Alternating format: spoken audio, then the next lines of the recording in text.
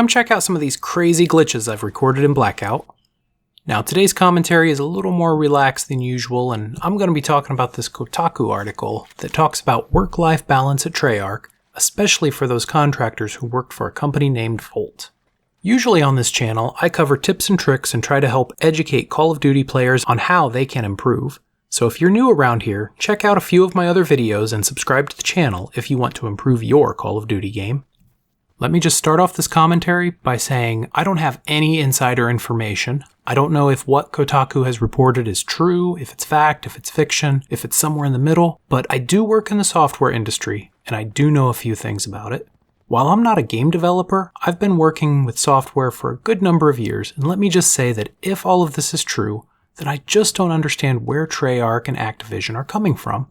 I'm sure that they don't want to make a bad, glitchy game, but just watch the gameplay in the background right now. I mean, at one point in this game, I found this gun with the wrong prompt on it, and I don't understand how that happens. I don't understand how the development is just so rushed that I'm getting the wrong prompt on my guns to pick them up. Really? We couldn't have added a regression test to make sure that this was fixed and fixed right? This square to pick up prompt looks straight out of Black Ops 1. I've had experiences with this prompt before. There's a video on my channel here where I picked this gun up and it made my game go crazy. So I picked it up again just to see if this bug was still in the game.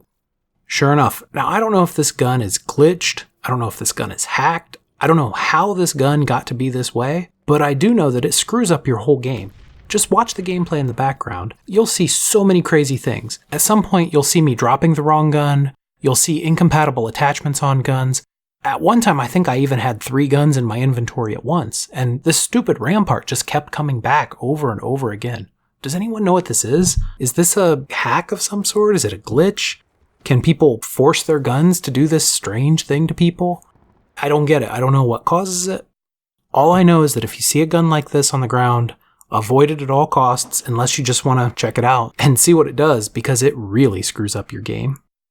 To me, this is just not acceptable quality for a game that I dropped $100 on, including the Black Ops pass, of course, and it's really no wonder why we have to deal with all these stupid glitches if this article from Kotaku is really accurate and this is how they're treating their QA folks and their test team.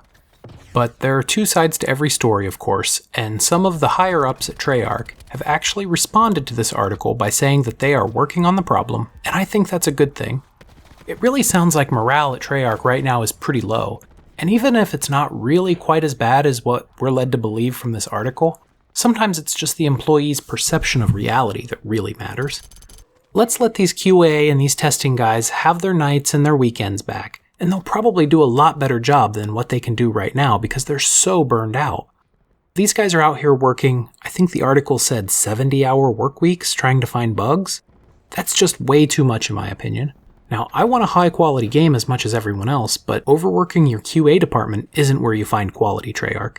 They're humans, just like the rest of us, and they're going to make more mistakes when they're tired, and they're going to make more mistakes when they're overworked. That's just reality. And you have to accept that because that's just the way it is. Boy, I'm sounding like Walter Cronkite here.